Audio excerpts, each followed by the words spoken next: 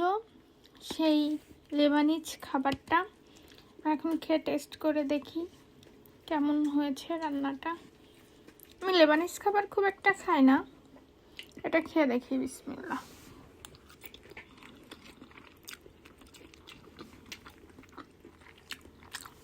না, মোটামুটি টেস্টি আছে, কিন্তু ঝাল না।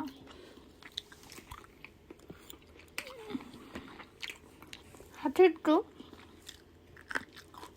কাঁচামরিচ খেয়ে নিলাম।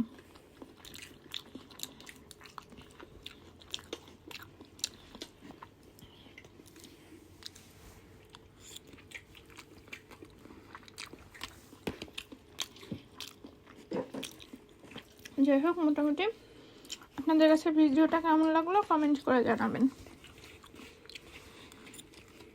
3 আনছিল।